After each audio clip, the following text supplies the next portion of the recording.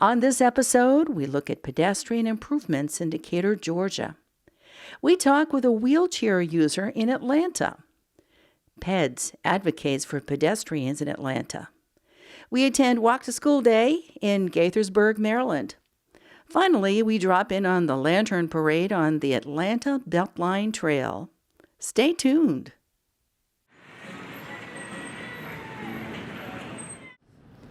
We're in Decatur, Georgia, talking with Courtney Frisch. What do you do for the city? I am the Public Works Project Manager, and I focus mostly on sidewalk improvements and traffic calming projects. What sort of traffic calming do you do here in the city? We do a variety of traffic calming. We do education, enforcement, and engineering. We tend to do a lot of speed tables, but we also look at other elements that incorporate green infrastructure improvements. What has been your experience here with road diets? We are in favor of reducing our lanes. We do feel that the more lanes you have, the more that cars feel comfortable picking up speed. And anytime you have speeding vehicles, it tends to lead to an unsafe situation for a pedestrian, both walking against the speeding traffic and as well as crossing the street. So we're in favor of reducing those number of lanes so that our pedestrians can feel safer. What have you been doing with sidewalks lately? We've been doing a number of sidewalk projects.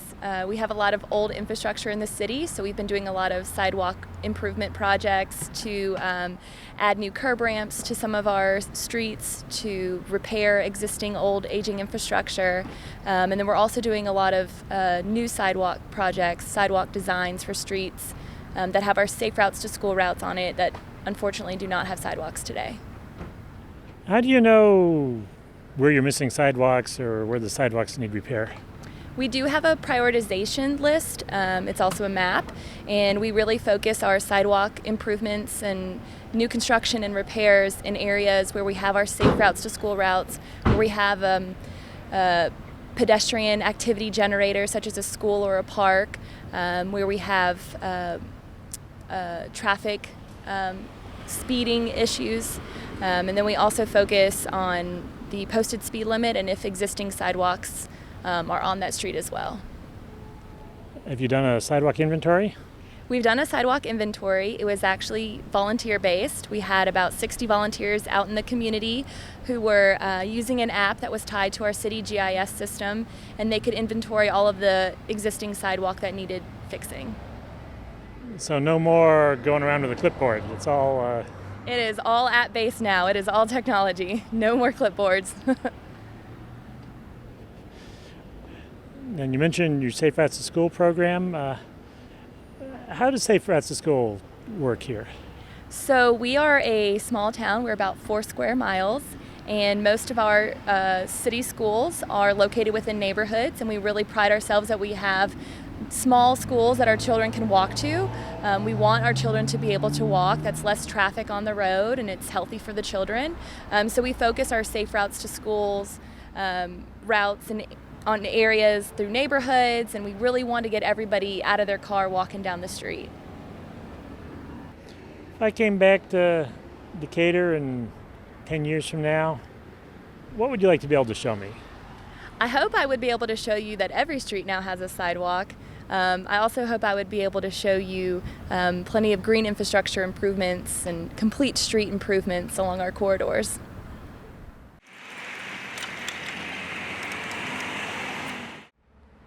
We're in Atlanta talking with James Curtis. What are the sidewalks like for someone in a wheelchair trying to get around Atlanta? It's really very difficult for someone in a wheelchair.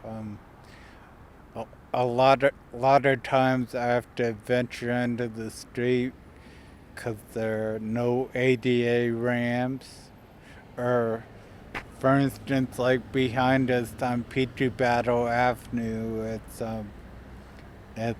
these heavy trucks have pushed the sidewalk below the street level, which makes it almost impossible for a wheelchair to get by.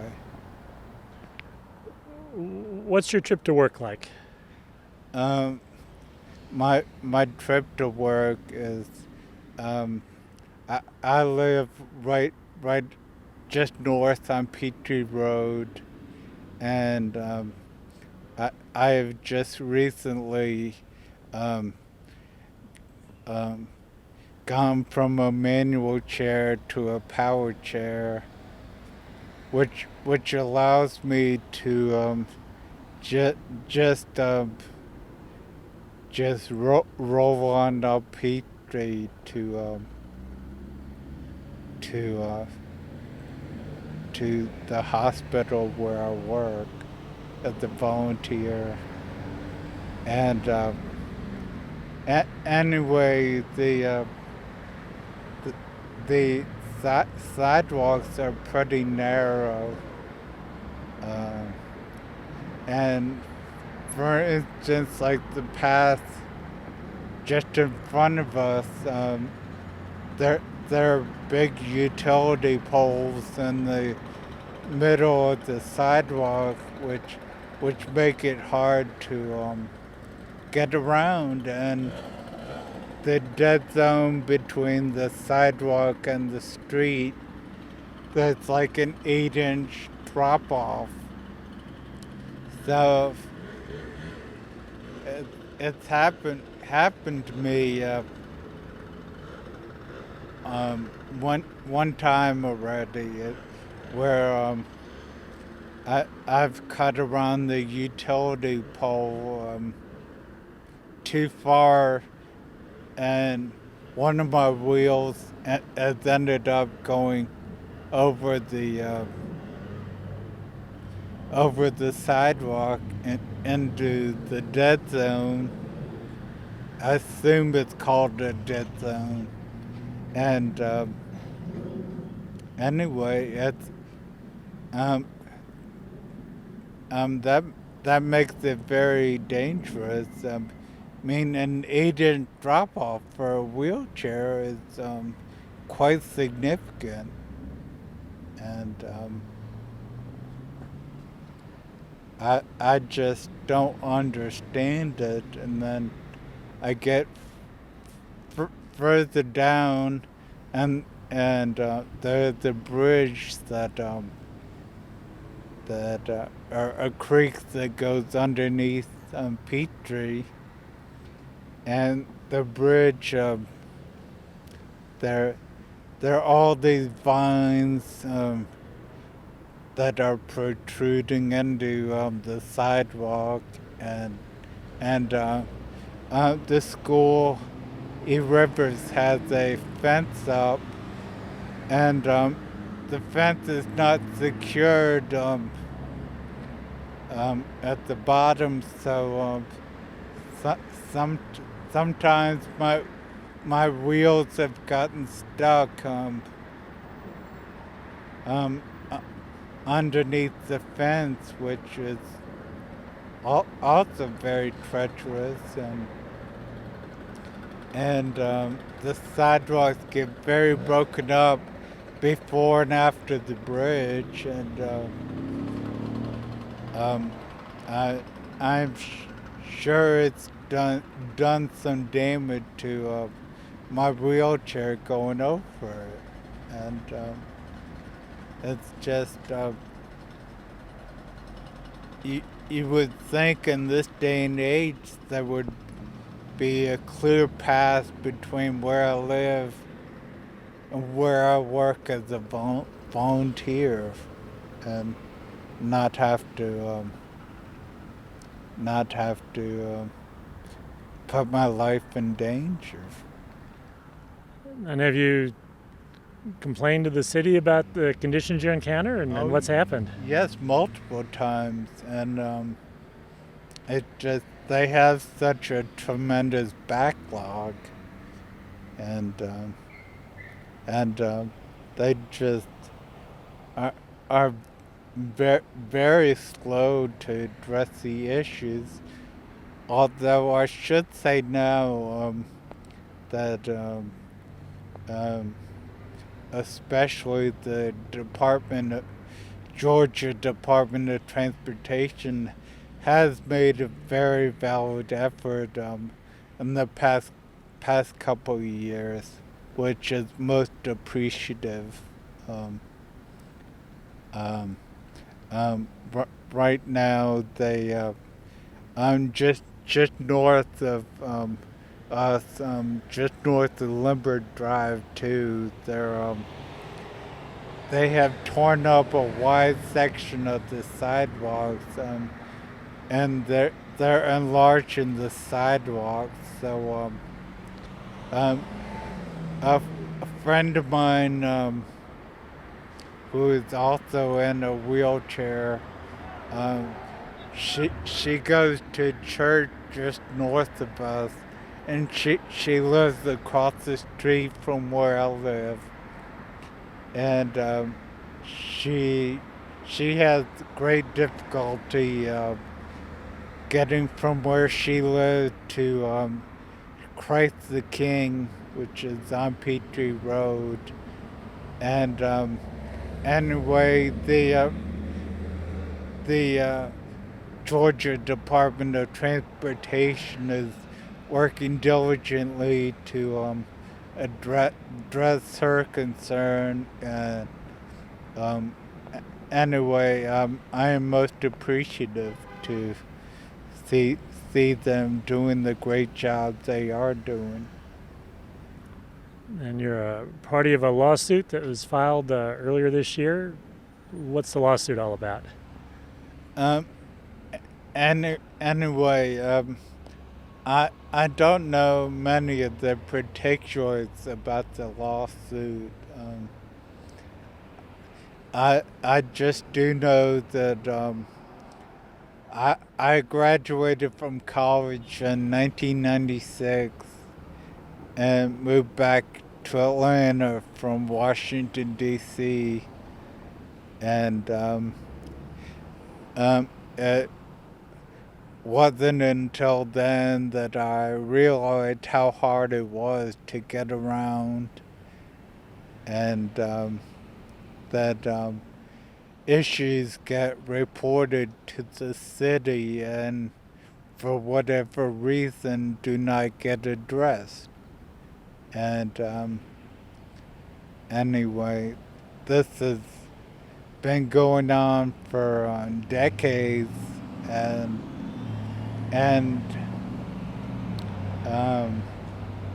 anyway, it's become so difficult to physically get around Atlanta that drastic measures needed to be taken in order to address this issue. While the Georgia Department of Transportation is making progress on this state road in front of us, a lot more does need to be done. When you go over, there are two bridges between here and where I work as a volunteer, and the bridges are so dilapidated that there's no curb cut. The sidewalks on the bridges are at the same level as the cars passing by, and each morning and afternoon when I go to work and return home from work, you can feel the breeze from the cars as they're flying by on Petrie, and that there is no there is. I mean, again, the Georgia Department of Transportation, but particularly Kathy Zahul,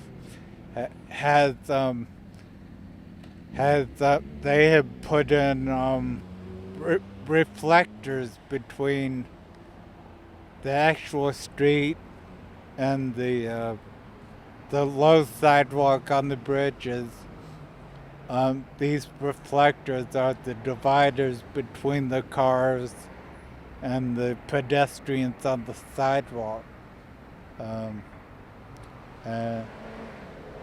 These reflectors just reduce the peril of the pedestrians' face on the sidewalk.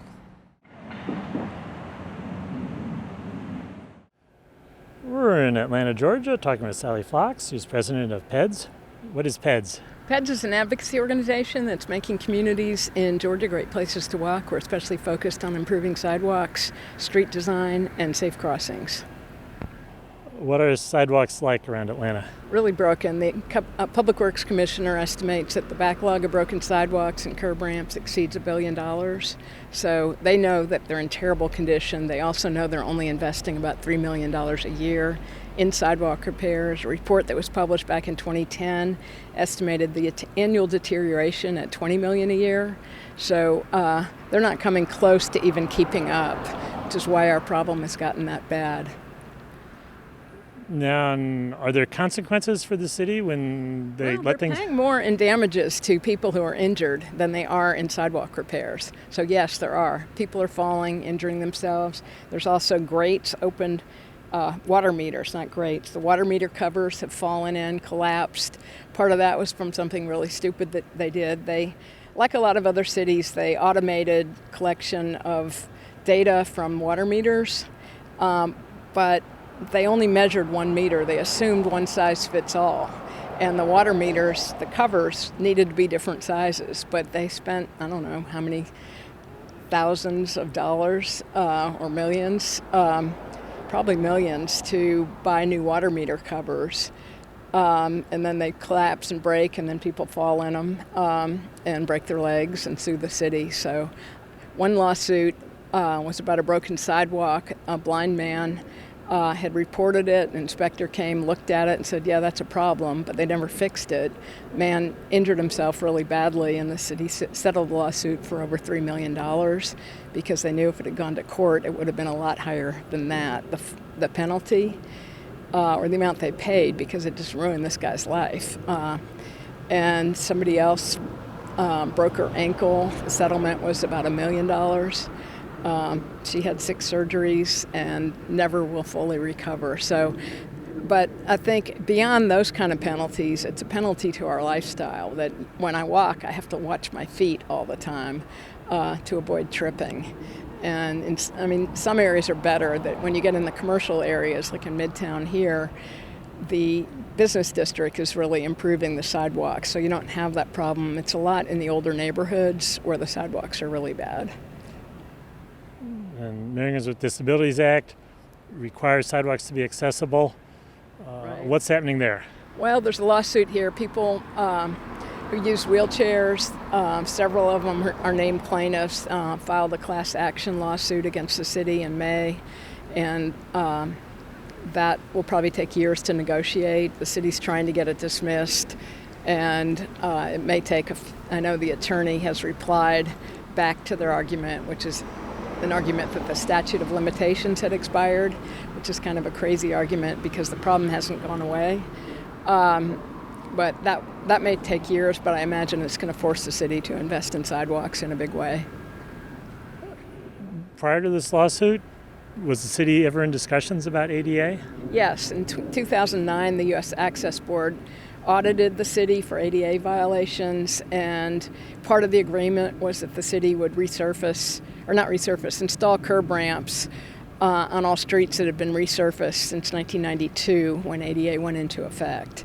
And that had a 3-year deadline, and very little has been done. And we're standing out here today because I wanted to point out that even when they're resurfacing streets now, long after that agreement had been made, they're failing to put ramps in. I was out of town for a while last summer. I came back and the street had been resurfaced and no ramps were added. Just complete, blatant ignoring of their requirement. So instead of getting better, if anything, the problem might be getting worse. I don't know that it's getting worse because this is the same thing they were doing before. And certainly The business districts have done a good job repairing sidewalks, making that a priority. Some affluent neighborhoods have taken action to put it in their own hands to get people to pay in, and have hired contractors to do it as a group project. You cannot hire a contractor to put a sidewalk in right in front of your own house. They don't make enough money, and so they have said if you bundle a dozen or more, we'll repair or replace the sidewalks. But the idea with the law that the property owner pays is ludicrous because you cannot hire a contractor to come and do it. And so the city knows the law doesn't work, but it gives them an easy excuse for doing nothing. City of Atlanta sidewalk ordinance makes the property owner responsible for paying for the repairs to sidewalks next to their property. They can either hire a contractor or pay the city to do it. But we researched this and found that during the past 4 years, they had not sent any letters to households asking them to fix the sidewalks. They only notified 2 commercial property owners, and so they're making no effort to enforce the ordinance. A council member has introduced an ordinance that would change it, take away the responsibility from the property owner, but it's been held in committee. That the council members told me there's no way that will come out of committee until the city comes up with a budget to pay for repairs and also to include enough money to put sidewalks in areas where there aren't any.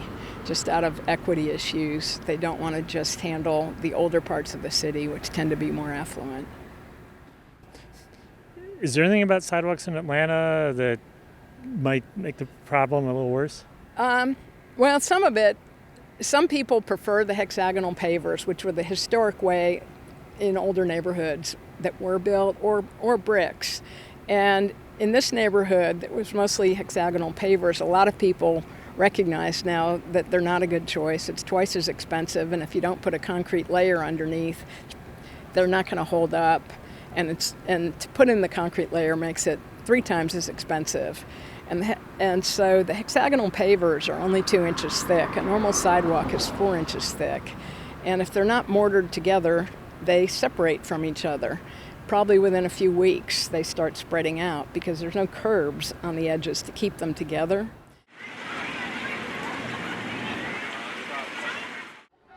We're at Gaithersburg Elementary School in Gaithersburg, Maryland, talking with Meredith McNerney, who's the principal here. What was going on this morning? So we were one of the host schools for the annual National Walk to School Day, and we are so proud to represent Montgomery County and Gaithersburg, Maryland. What happens on Walk to School Day? So many of the schools across the country celebrate National Walk to School Day by really amping up school safety and reminding students to walk to school safely. We are a walk to school community, so it was a great day for us to really promote messages of safety today. Now, when you're a Walk to School community, what does that mean? What that means for us is that about 85% of our students do walk to school every single day, and we really try to discourage families from hopping in their car to bring their students in a car a very small way. We want them to actually get on their feet and walk to school every day because not only is it healthy, but it reduces the number of traffic around our community. What can you do to encourage families to have their children walk to school? How do you do that? So we've done a couple of things. We've been really forthcoming about the importance of safety. We've done some safety meetings with our families to talk about the amount of traffic that it does place on our campus when families are bringing their cars. So I think that communication to families has been helpful. We also implemented a new policy that families have to apply for a car rider pass. Oftentimes our families were just bringing their cars on campus for convenience, but by implementing a car rider pass program, now families have to actually give us a reason why they need to bring their car instead of walk. And that really has helped to educate families, to help them know that we want to reduce the number of cars for their own children's safety, and they've been really responsive to that program. What are conditions like for walkers here in Gaithersburg? Sidewalks, crosswalks, what are the streets like? So those conditions are constantly being improved. We are constantly talking to the city and the county about ways to improve conditions. We continue to want to work on that effort, but for now we are continuing to give the message to students to stay on the sidewalks and use the crosswalks. Was that the key message you gave them this morning? It absolutely was. We want our students to be mindful of where they're headed and to use the crosswalks as they're headed to school each morning. And if you're talking with a principal at a school where not that many kids walk to school, even though there are sidewalks, what would you tell them? I would tell them to educate their community, that parents really do care, but a little bit of education goes a long way, and sometimes we're making poor choices because we may not know the best route or safest routes to school. So make sure that you're educating your community. It is a part of the education process. Visit us on the internet at www.pedestrians.org.